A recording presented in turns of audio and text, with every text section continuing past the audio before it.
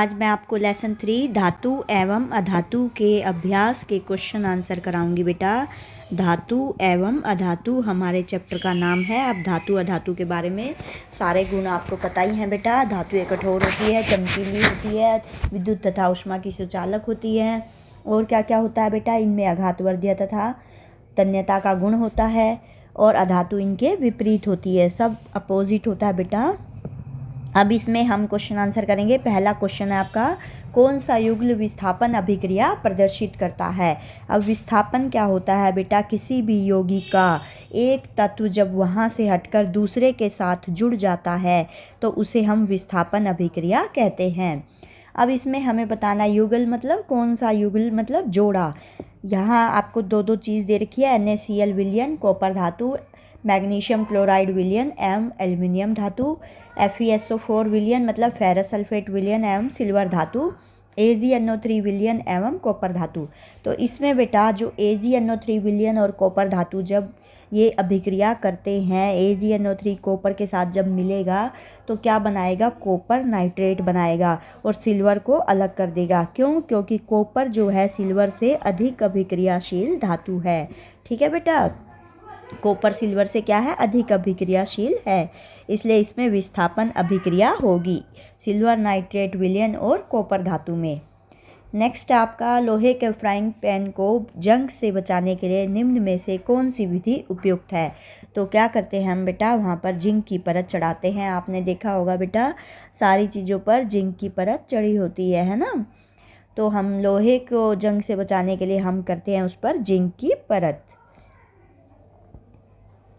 अब है, कोई धातु ऑक्सीजन के साथ अभिक्रिया कर उच्च गलनांक वाला यौगिक निर्मित करती है। यह यौगिक जल में विलेय है। यह तत्व क्या हो सकता है। अब इसमें आपको पता होगा बेटा, जल में विलेय क्या होता है, बिना बुझा हुआ चूना। जो आप सफ़ेदी करने के लिए अपने घर पर लाते हो तो वो धातु है हमारी कैल्शियम। अब कैल्शियम जो होती है वो ऑक्सीजन के साथ जब क्रिया करती है बेटा तो बनाती है कैल्शियम ऑक्साइड। ठीक है बेटा, क्या बनाती है, कैल्शियम ऑक्साइड, जिसको हम बुझा हुआ चूना कहते हैं। ऐसे कैल्शियम ऑक्सीजन के साथ क्रिया करेगी, कैल्शियम ऑक्साइड बनाएगी, इसको हम बिना बुझा हुआ चूना कहते हैं बेटा। और बिना बुझा हुआ चूना जो होता है जल में विलेय होता है। जैसे अब ये जल के साथ क्रिया करेगा बेटा तो बनाएगा कैल्शियम हाइड्रो ऑक्साइड। क्योंकि जो आप सफ़ेदी करने के लिए चूना लाते हो बेटा, उसमें जब जल मिलाते हो तो वो उसमें घुल जाता है। आप देखते हो उसमें अभिक्रिया होती है, उसमें बुलबुले से उठते हैं ना बेटा, और फिर ये बन जाता है बुझा हुआ चूना, जिसे हम कैल्शियम हाइड्रोक्साइड भी कहते हैं। अब इसमें कोई क्रिया नहीं होती बेटा, जब पानी डाल के क्रिया ख़त्म हो जाती है, इसके बाद इसमें कोई क्रिया नहीं होती है, ये होता है बुझा हुआ चूना। तो इसमें आपका आंसर आएगा कैल्शियम वह धातु है जो ऑक्सीजन के साथ अभिक्रिया करके उच्च गलनांक वाला यौगिक निर्मित करती है। नेक्स्ट है बेटा आपका, खाद्य पदार्थों के डिब्बों पर जिंक की बजाय टिन का लेप होता है। अब जो खाद्य पदार्थ के डिब्बे होते हैं बेटा, खाने की चीज़ें जिसमें रखते हैं, तो वो उस पर जिंक की परत नहीं चढ़ा के, लोहे के बर्तनों पे तो आपको पता ही जिंक की चढ़ती है बेटा, और खाद्य पदार्थों के डिब्बों पर किसका लेप होता है, टिन का लेप होता है। ऐसा क्यों होता है बेटा, क्योंकि टिन जो है, टिन की अपेक्षा जिंक अधिक अभिक्रियाशील है। तो हमें जो टिन है बेटा, टिन ये क्यों लगाना है, क्योंकि ये कम अभिक्रियाशील है, ताकि हमारे खाने की चीज़ें खराब ना हो, इसलिए हम टिन को लगाएंगे इसका लेप। क्योंकि ये जिंक जो होती है, इसमें टिन की अपेक्षा जिंक जो होती है वो अधिक अभिक्रियाशील होती है। इसका मतलब टिन जो है कम अभिक्रियाशील है और हमारे खाने को खराब नहीं करेगा। आपको एक हथौड़ा, बैटरी, बल्ब, तार एवं स्विच दिया गया है। इनका उपयोग कर धातुओं एवं अधातुओं के नमूने के बीच आप विभेद कैसे कर सकते हो। क्या क्या दिया बेटा, हथौड़ा, बैटरी, बल्ब, तार, स्विच, है ना। अब हम कैसे बताएं कि धातु कौन है, अधातु कौन है।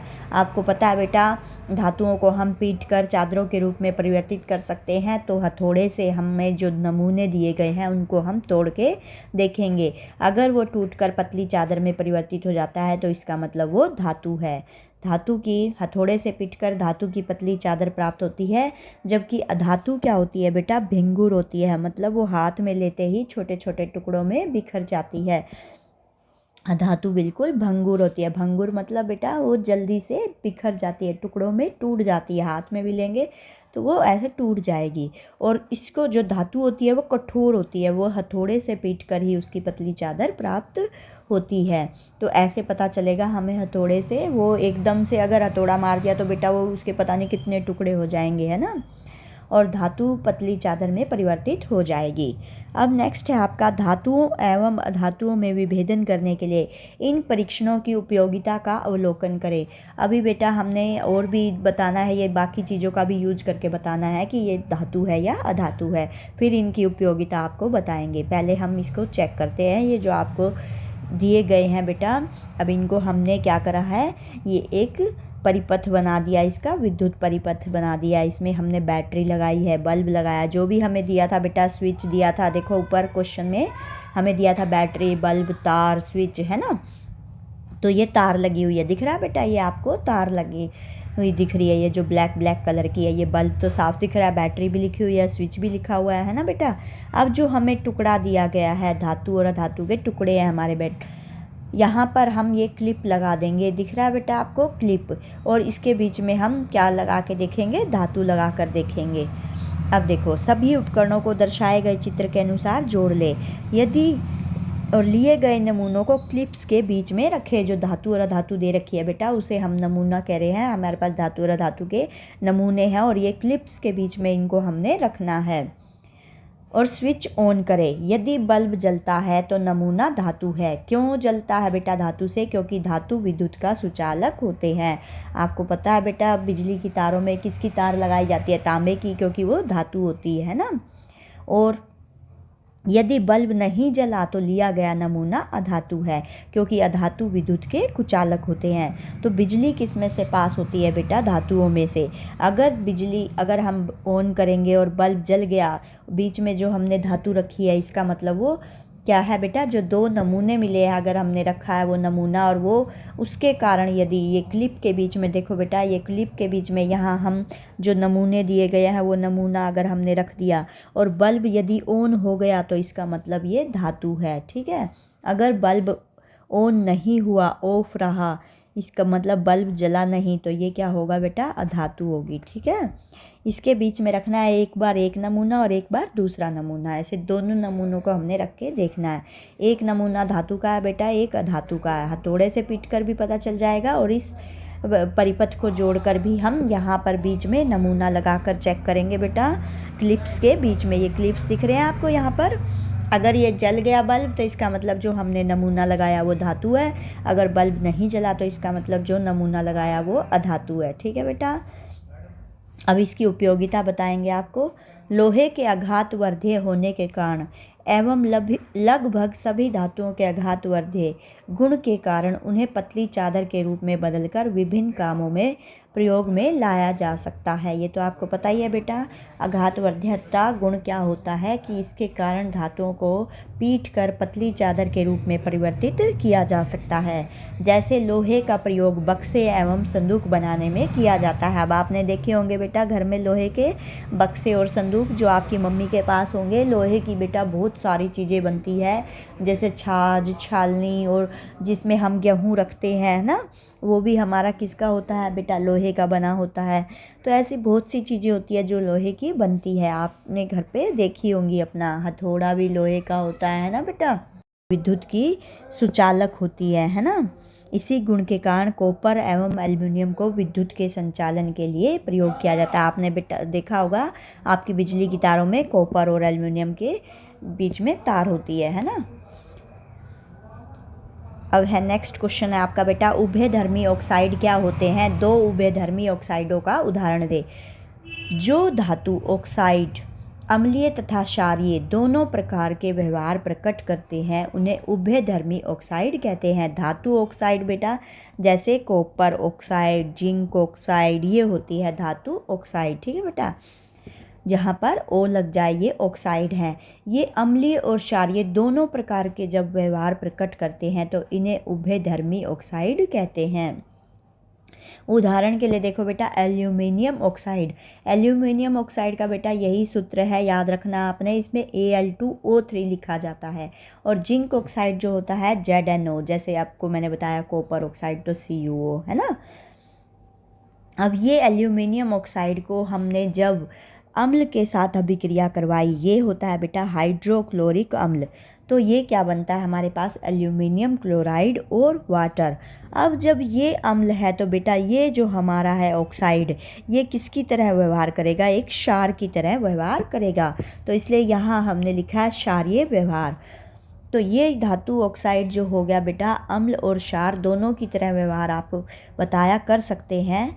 तो यहाँ जब हम इसके साथ अम्ल की अभिक्रिया करवाएंगे तो ये क्षार की तरह व्यवहार करेगा, और जब इसी ऑक्साइड के साथ हम क्षार लगाएंगे बेटा, ये होता है सोडियम हाइड्रोक्साइड, तो ये एक क्षार है बेटा, ये हाइड्रोक्लोरिक अम्ल है, ठीक है। ये अम्ल है तो ये क्षार की तरह व्यवहार करेगा, ये क्षार है तो बेटा ये किसकी तरह व्यवहार करेगा, अम्ल की तरह व्यवहार करेगा। तो इसका मतलब ये क्या हुआ, उभयधर्मी ऑक्साइड, क्योंकि ये अम्ल और क्षार दोनों की तरह व्यवहार कर रहा है, इसलिए इस अभिक्रिया में बेटा हमने लिखा ये अम्लीय व्यवहार को शो कर रहा है। तो यहाँ बना आपका सोडियम एल्यूमिनियम ऑक्साइड है ना, और वाटर। नेक्स्ट एग्जाम्पल है आपका जिंक ऑक्साइड का बेटा। दो एग्जाम्पल हमने दिखाए, एल्यूमिनियम ऑक्साइड एक बार अम्ल के साथ अभिक्रिया करी और एल्यूमिनियम ऑक्साइड एक बार क्षार के साथ अभिक्रिया करी। इसी तरह से जिंक ऑक्साइड की अम्ल के साथ अभिक्रिया करेंगे और क्षार के साथ अभिक्रिया करेंगे। जब क्षार के साथ अम्ल के साथ करेंगे तो ये क्षारीय व्यवहार को दर्शाएगा, और जब क्षार के साथ अभिक्रिया करेंगे तो ये अम्लीय व्यवहार को दर्शाएगा। और ये बन गया बेटा जिंक क्लोराइड प्लस वाटर। यहाँ सोडियम हाइड्रोक्साइड के साथ जब किया तो ये बन गया सोडियम जिंक ऑक्साइड प्लस में आपका बन गया वाटर। नेक्स्ट है बेटा आपका, दो धातुओं के नाम बताए जो तनु अम्ल से हाइड्रोजन को विस्थापित कर देंगे, और दो धातुएं ऐसी जो ऐसा नहीं कर सकती, यानी कि जो अम्ल से हाइड्रोजन को विस्थापित नहीं करेंगी। तो दो धातुएं कौन सी है बेटा, जिंक और लोहा। हाइड्रोजन से अधिक अभिक्रियाशील होने के कारण उसे तनु अम्ल से विस्थापित कर सकते हैं। जो ज़्यादा अभिक्रियाशील होगी बेटा, वो किससे ज़्यादा अभिक्रियाशील होगी, हाइड्रोजन से, तो वो हाइड्रोजन को विस्थापित कर देंगी। तो वो दो धातुएं कौन सी है बेटा, जिंक और लोहा। जिंक और लोहा ऐसी दो धातुएं हैं जो तनु अम्ल से हाइड्रोजन को विस्थापित कर देंगे, क्योंकि ये अधिक अभिक्रियाशील है हाइड्रोजन से। कॉपर और पारा है वो हाइड्रोजन से कम अभिक्रियाशील होने के कारण ऐसा नहीं कर सकती है, मतलब तनु अम्ल से हाइड्रोजन को विस्थापित नहीं कर सकेंगे, ठीक है।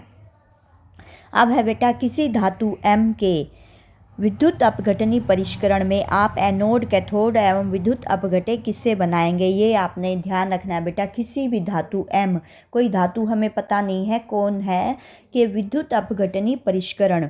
अब विद्युत अपघटनी परिष्करण क्या होता है बेटा, विद्युत अपघटनी परिष्करण में अशुद्ध धातु को एनोड बनाया जाता है और शुद्ध धातु को कैथोड बनाया जाता है। अब जिस धातु का शुद्धिकरण किया जाता है बेटा, उसी धातु का लवण विलयन उसी धातु का क्या लिया जाता है, लवण विलयन, और उसी धातु का लवण विलयन विद्युत अपघट्य के रूप में प्रयोग किया जाता है, अपघट्य के रूप में प्रयोग किया जाता है। अब देखो बेटा, मैं तुम्हें यहाँ एग्जाम्पल से बताती हूँ। जैसे हमने यहाँ पर कोई धातु हमें बताई नहीं गई है, यहाँ हम तांबा विद्युत परिष्करण आपको दिखाते हैं। इसमें क्या किया गया बेटा, जो अशुद्ध तांबा था उसे तो एनोड बनाया गया। अशुद्ध तांबे की ये दिख रही है आपको, एक परत है हमारे पास, मोटी प्लेट है। अशुद्ध तांबा तो मोटी प्लेट को एनोड बनाएंगे, और जो शुद्ध तांबा है उसे हम क्या बनाएंगे बेटा, कैथोड बनाएंगे। और यहाँ पर जो हमने ये विलयन जो आपको दिख रहा है बेटा, ये तांबे का ही लेंगे। किसका लेंगे, कॉपर सल्फेट का। तो जिसका हमने अपघटन करना है बेटा, उसी धातु का हम क्या करेंगे, विलयन यूज करेंगे। तो हम किसका लेंगे, कॉपर का, ठीक है बेटा। इस तरह से आपके इस क्वेश्चन में आपको पता चल गया होगा एनोड किसको बनाएंगे, धातु M की अशुद्ध मोटी प्लेट को। यहाँ मोटी लिखो ना लिखो बेटा, चल जाएगा, अशुद्ध प्लेट को। और जो शुद्ध प्लेट होती है, मतलब जिसमें शुद्ध धातु है, शुद्ध जो भी कोई आप धातु ले रहे हैं उसकी जो प्लेट है उसको हम कैथोड बनाते हैं। और जो धातु जैसे मान लो तांबा है, अभी आपको बताया मैंने, उसका ही विलयन हम यूज करेंगे विद्युत अपघट्य के रूप में। ठीक है बेटा, विद्युत अपघटनी परिष्करण भी समझ आ गया होगा आपको। अशुद्ध धातु जैसे कॉपर का कर रहे हैं हम, तो अशुद्ध कॉपर को हमने एनोड बनाया, शुद्ध कॉपर को हमने कैथोड बनाया, और कॉपर का ही विलयन हमने यहाँ पर यूज करना है किसके रूप में? अपघट्य के रूप में। ठीक है बेटा, और विलयन के रूप में। नेक्स्ट है बेटा आपका,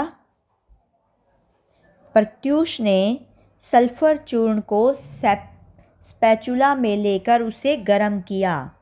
तरह परखनली को उल्टा कर उसने उत्सर्जित गैस को एकत्र किया। उत्सर्जित गैस मतलब बेटा जो सल्फर चूर्ण को गर्म करने पर जो गैस निकल रही है उसको उत्सर्जित गैस कह रहे हैं, और एकत्र मतलब इकट्ठा किया। तो किसको लिया उसने? सल्फर चूर्ण को। सल्फर मतलब एस, किस में लिया बेटा? स्पैचुला। ऐसे एक छोटा सा चम्मच की तरह होता है जो पकड़ने का आपने देखा होगा बेटा, स्पैचुला। इसको उल्टा लेकर हमने उत्सर्जित गैस को एकत्रित किया है। एकत्र मतलब एकत्रित, एकत्रित भी कह सकते हैं। अब गैस की क्रिया क्या होगी? सूखे लिटमस पत्र पर और आर्द्र लिटमस पत्र पर। आर्द्र मतलब बेटा वो थोड़ा सा गीला है, और सूखा बिल्कुल सूखा हुआ है। तो देखो क्या होगी, सल्फर जलने पर सल्फर डाइऑक्साइड उत्पन्न करता है, ये तो आपको पता ही है बेटा। ये सल्फर और ये सॉलिड फॉर्म दिखाई है बेटा। अब सूखे लिटमस पत्र पर गैस की कोई भी क्रिया नहीं होगी, और सल्फर एक अधातु है, और अधातु की प्रकृति कैसी होती है बेटा? अम्लीय। सल्फर क्या है? अधातु है, और अधातु की प्रकृति कैसी होती है? अम्लीय होती है। जो गैस है वो आर्द्र लिटमस पत्र में मौजूद जल के साथ अभिक्रिया कर क्या बनाएगी बेटा? सल्फ्यूरिक अम्ल उत्पन्न करेगी, जो नीले लिटमस पत्र का रंग लाल कर देगा। अब ये सल्फर आपको पता है बेटा धातु, और अधातु की प्रकृति कैसी होती है? अम्लीय होती है। और जब इसको हम आर्द्र लिटमस पत्र में ये जल के साथ अभिक्रिया करेगी तो ये क्या करेगी? सल्फ्यूरिक अम्ल उत्पन्न करेगी, और जो क्या कर देगा? नीले लिटमस पत्र का रंग लाल कर देगा। ये देखो बेटा, ये हमारे पास है सल्फर डाइऑक्साइड, इसको हमने पानी के साथ मिलाया। पानी क्या है? आर्द्र लिटमस पत्र है। तो ये हमारे पास क्या बन गया? सल्फ्यूरिक अम्ल बन गया है, जो नीले लिटमस पत्र का रंग क्या कर देगा? लाल कर देगा। नेक्स्ट है बेटा आपका, लोहे को जंग से बचाने के लिए 2 तरीके बताए। उत्तर, जंग से बचाने के तरीके क्या करते हैं बेटा हम? या तेल या ग्रीस की तह जमा कर, या एनेमल से। यदि लोहे पर तेल या ग्रीस की तह जमा दे तो नम वायु लोहे के संपर्क में नहीं आ पाती। जो पानी में जो बेटा वायु में जलवाष्प मिले होते हैं वो लोहे के साथ संपर्क नहीं कर पाते, जिससे जंग नहीं लगता। मशीनों के पुर्जे पर भी ऐसा ही किया जाता है। ठीक है बेटा, क्या लगाते हैं लोहे पर? तेल या ग्रीस, जिससे वो नम वायु लोहे के संपर्क में नहीं आती है। एनिमल से, एनिमल का मतलब क्या होता है? लोहे की सतह पर रंग रोगन की तह जमा कर। रंग रोगन देखा है बेटा आपने करते हुए लोहे के दरवाजे पर? जंग लगने पर नियंत्रण पाया जाता है, और खिड़कियों पे भी होता है ना बेटा। बसों, कारों, स्कूटर, मोटरसाइकिल, खिड़कियों, रेलगाड़ियों आदि पर एनिमल की तह ही जमाई जाती है। रंग रोगन जो हम करते हैं बेटा वो ही है एनिमल से। हम इसको किससे बचाते हैं? इसको संक्षारित होने से बचाते हैं, मतलब जंग लगने से बचाते हैं। नेक्स्ट क्वेश्चन है आपका, ऑक्सीजन के साथ संयुक्त होकर अधातु कैसा ऑक्साइड बनाते हैं? अधातुएं ऑक्सीजन से संयोग करके 2 प्रकार के ऑक्साइड बनाते हैं बेटा, अम्लीय और उदासीन। अब अम्लीय ऑक्साइड क्या है? अधातुएं ऑक्सीजन से संयोग करके सह संयोजक ऑक्साइड बनाती है, जो पानी में घुलकर अम्ल बनाते हैं। अधातुएं बेटा जैसे कार्बन है, कार्बन को आपने ऑक्सीजन के साथ संयोग करवाया, बना कार्बन डाइऑक्साइड, और कार्बन डाइऑक्साइड पानी के साथ मिलकर क्या बना रहे हैं बेटा? कार्बोनिक अम्ल। ठीक है, इसी तरह से यहाँ पर बन रहा है आपका ये दूसरा अम्ल बन रहा है बेटा, किसके? सल्फर ने किसके साथ करी? ऑक्सीजन के साथ, तो सल्फर डाइऑक्साइड बना, और सल्फर डाइऑक्साइड ने जब वाटर के साथ क्रिया करी तो ये क्या बन गया बेटा? आपका अम्ल बन गया है। ठीक है, नेक्स्ट है उदासीन ऑक्साइड।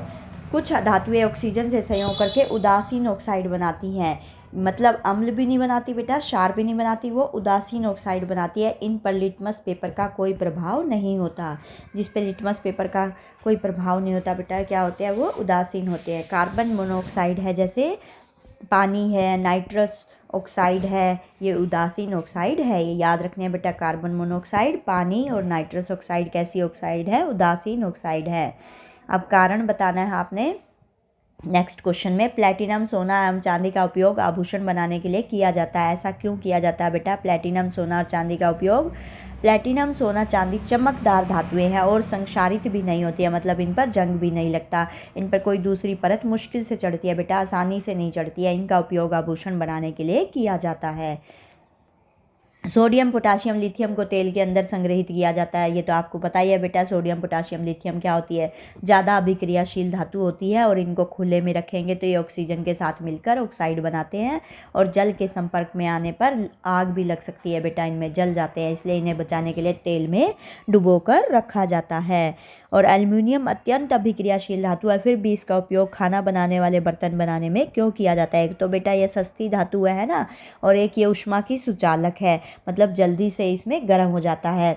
एक शक्तिशाली है, सस्ती धातु है और बर्तन आसानी से संक्षारित नहीं होते। तो ये 4 विशेषताएं हैं बेटा, एक शक्तिशाली है, एक सस्ती है और एक इसके बर्तन आसानी से संक्षारित नहीं होते और ये ऊष्मा का सुचालक है, मतलब इसमें खाना जल्दी से गर्म हो जाता है। ठीक है। अब नेक्स्ट है निष्कर्षण प्रक्रम में कार्बोनेट एवं सल्फाइड अयस्क को ऑक्साइड में परिवर्तित किया जाता है।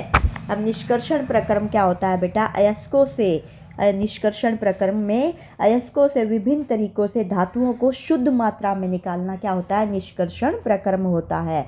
तो देखो बेटा, धातुओं को उनके ऑक्साइड से पृथक करना ज़्यादा आसान प्रक्रिया है, अतः निष्कर्षण प्रक्रम में कार्बोनेट एवं सल्फाइड अयस्क को ऑक्साइड में परिवर्तित किया जाता है। ठीक है बेटा।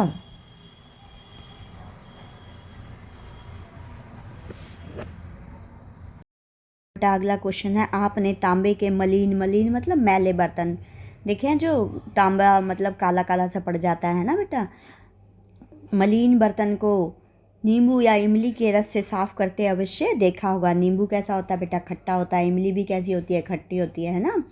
ये खट्टे पदार्थ बर्तन को साफ करने में प्रभावी क्यों है? इनसे क्यों किया जाता है बेटा तांबे के बर्तन को, है ना? जो मलिन मतलब उसके ऊपर एक कोई परत चढ़ जाती है काले रंग की, देखे होंगे ना बेटा घर में रखे हुए आपने बर्तन। अब क्या होता है बेटा, खट्टे पदार्थों में सिट्रिक अम्ल पाया जाता है। आपको बताया जो नींबू और इमली है ये खट्टे पदार्थ है और इनमें क्या पाया जाता है? सिट्रिक अम्ल। तांबे के बर्तनों पर हरे रंग की परत कॉपर कार्बोनेट जमा हो जाती है। ये हरे रंग की परत होती है बेटा, हरा मतलब काई जैसा कलर होता है, जो हमें ब्लैक ब्लैक दिखता है, काला काला दिखता है ना बेटा। तांबे के बर्तनों पर हरे रंग की परत का कॉपर कार्बोनेट जमा हो जाती है, इसलिए कॉपर कार्बोनेट जो प्रकृति में क्षारीय होता है। कैसा होता है बेटा? ये क्षारीय होता है। यह नींबू के जूस के साथ घुल जाता है, जो प्रकृति में अम्लीय होता है। और जो नींबू का जूस मतलब रस है बेटा, नींबू के रस के साथ घुल जाता है, जो प्रकृति में अम्लीय होता है। ये नींबू का रस कैसा होता है बेटा? अम्लीय होता है। और कॉपर कार्बोनेट की जो परत जमा होती है वो प्रकृति में कैसे होता है? क्षारीय होता है। तो ये दोनों आपस में मिलकर एक दूसरे को क्या कर देते हैं? उदासीन कर देते हैं, जिससे वह उदासीन हो जाता है और बर्तन साफ हो जाते हैं। समझ में आया बेटा? ये नींबू और इमली जो खट्टे पदार्थ होते हैं इनमें सिट्रिक अम्ल पाया जाता है और तांबे के बर्तन पर जो हरे रंग की परत जमा हो जाती है उसे कॉपर कार्बोनेट कहते हैं और यह परत क्या होती है? क्षारीय होती है। ठीक है। तो क्षारीय और अम्ल आपको पता है अभिक्रिया करके उदासीन हो जाते हैं, तो ये उदासीन हो जाते हैं और वह बर्तन साफ हो जाते हैं। अब नेक्स्ट क्वेश्चन है बेटा, रासायनिक गुणधर्मों के आधार पर धातु एवं अधातु में विभेद करें, मतलब अंतर करें। धातु एवं विभेद, इनमें दोनों में क्या करना है बेटा? अंतर करना है। धातु के रासायनिक गुणधर्म क्या हैं? धातु क्षारकीय ऑक्साइड बनाती हैं, धातु अपचायक होती हैं। क्या बनाती है बेटा? क्षारकीय ऑक्साइड। धातुएं जल से हाइड्रोजन को विस्थापित कर देती है। क्या करती है बेटा? जल से हाइड्रोजन को विस्थापित करती है। अभी जो आपको बताया था जैसे जिंक है, अब ये जल से मतलब जल के साथ जब ये अभिक्रिया करेगी बेटा तो ये क्या बन जाएगा? जिंक ऑक्साइड प्लस में H2। तो ये क्या कर दिया इसने? जल से हाइड्रोजन को विस्थापित कर दिया, क्योंकि जिंक क्या है बेटा? अधिक अभिक्रियाशील है हाइड्रोजन से। वो धातु क्या होती है बेटा? अपचायक होती हैं। तो यहाँ पर देख रहे हो बेटा आप, ऑक्सीजन की वृद्धि हो रही है ना। धातुएं क्षारकीय ऑक्साइड बनाती हैं। क्या बनाती हैं बेटा? धातुएं क्षारकीय ऑक्साइड बनाती हैं। अब अधातु के रासायनिक गुणधर्म क्या है? अधातुएं अम्लीय या उदासीन ऑक्साइड बनाती हैं। इनका जो ऑक्साइड होता है बेटा वो अम्लीय होता है या उदासीन होता है। और अधातु उपचायक होती है। कैसी होती है बेटा? आपने देखा धातु अपचायक होती है, अधातु उपचायक होती है। अधातुएं जल से हाइड्रोजन को विस्थापित नहीं कर पाती है। सुना बेटा, एक व्यक्ति है, प्रत्येक घर में सुनार बनकर जाता है। उसने पुराने एवं मलिन सोने के आभूषणों में पहली जैसी चमक पैदा करने का ढोंग रचा है। वो कहता है सबको कि मैं आपके जो सोने के आभूषण हैं पहले जैसे नए कर दूंगा, उनमें चमक ला दूंगा। कोई संदेह किया बिना ही, मतलब संदेह का मतलब शक किए बिना ही, एक महिला अपने सोने के कंगन उसे देती है, जिसे वह एक विशेष विलयन में डाल देता है। एक विलयन है बेटा उसके पास, किसके पास? जो आदमी सुनार बनकर जा रहा है और कहता है तुम्हारे सोने के आभूषणों को पहले जैसा चमका दूंगा। तो एक महिला उसको अपने सोने के कंगन दे देती है और वह किस में डाल देता है? एक विलयन में डाल देता है। कंगन नए की तरह चमकने लगते हैं, लेकिन उनका वजन बहुत कम हो जाता है। वह महिला बहुत दुखी होती है तथा तर्क वितर्क के पश्चात उस व्यक्ति को झुकना पड़ता है। एक जासूस की तरह क्या आप उस विलियन की प्रकृति के बारे में बता सकते हो बेटा? उनका वजन कम क्यों हुआ? जो उसने सोने के आभूषण दिए थे, कंगन दिए थे, वो क्या नई की तरह तो चमकने लगे, लेकिन उनका वजन बहुत कम हो गया। और इससे महिला ने उससे तर्क वितर्क किया, जो सुनार बनकर उसके घर पर आया था। तो एक जासूस की तरह आप उस विलियन की प्रकृति के बारे में क्या बता सकते हो? अब ये देखो बेटा, सुनार द्वारा प्रयोग किया गया विलयन एक्वेरिजिया है। कौन सा है? एक्वेरिजिया। एक्वेरिजिया एक लैटिन का शब्द है जिसका मतलब है रॉयल वाटर। उसके पास जो विलयन था वो रॉयल वाटर था। इसमें तन्नु हाइड्रोक्लोरिक अम्ल एवं नाइट्रिक अम्ल कितने अनुपात में होता है बेटा? 3:1। तन्नु हाइड्रोक्लोरिक अम्ल है बेटा हमारा HCl और नाइट्रिक अम्ल है HNO3। इनका अनुपात है 3:1। इसे हम कहते हैं रॉयल वाटर। एक्वारिजिया सोना और प्लेटिनम को घोलने में समृद्ध है। इससे क्या होते हैं, जब ये हम विलयन में सोना और प्लेटिनम को डालते हैं बेटा तो वो जल्दी से उसमें घुल जाते हैं। इसलिए महिला के कंगन का भार कम हो जाता है। सोना और प्लेटिनम जब इस सॉल्यूशन में घुल गए तो उसके महिला के कंगन का भार क्या हो गया? कम हो गया। तो क्या था बेटा उसके विलयन में? एक्वेरिजिया। और इसको हम क्या कहते हैं? रॉयल वाटर, जिसमें हाइड्रोक्लोरिक अम्ल और नाइट्रिक अम्ल 3:1 के अनुपात में होते हैं। नेक्स्ट है बेटा आपका, गर्म जल का टैंक बनाने में तांबे का प्रयोग होता है, परंतु इस्पात लोहे का मिश्र धातु का नहीं। इसका कारण बताएं। जल का टैंक बनाने में बेटा तांबे का प्रयोग होता है, इस्पात का नहीं। ऐसा क्यों होता है? गर्म जल का टैंक बनाने में, जिसमें हम क्या करते हैं बेटा? पानी जो गर्म करते हैं हम। अब जो कॉपर होता है वो ऊष्मा का अच्छा सुचालक है, ये तो आपको पता ही है बेटा। कॉपर का मतलब तांबा। तांबा ऊष्मा का अच्छा सुचालक है और यह गर्म जल के साथ अभिक्रिया नहीं करता है। इसके विपरीत जो आयरन होता है, जो लोहा होता है बेटा, वो गर्म जल के साथ अभिक्रिया करता है। अब तांबा अभिक्रिया नहीं करता है, इसलिए हम किसके बनाते हैं बेटा? टैंक किसके बनाते हैं? तांबे के। और आयरन लोहा तो जो होता है गर्म जल के साथ अभिक्रिया बना देता है ना, अभिक्रिया करता है। जैसे ये दिखा रखा बेटा, आयरन प्लस वाटर, तो ये बन गया आपका फेरिक ऑक्साइड बन गया बेटा, और ये निकली हाइड्रोजन गैस। अब हम क्यों तांबे का यूज करते हैं? क्योंकि तांबा ऊष्मा का अच्छा सुचालक है और यह गर्म जल के साथ अभिक्रिया नहीं करता है। ठीक है बेटा, ये 2 कारण हैं इसलिए हम तांबे का प्रयोग करते हैं गर्म जल का टैंक बनाने में। ओके बेटा, बाय बाय।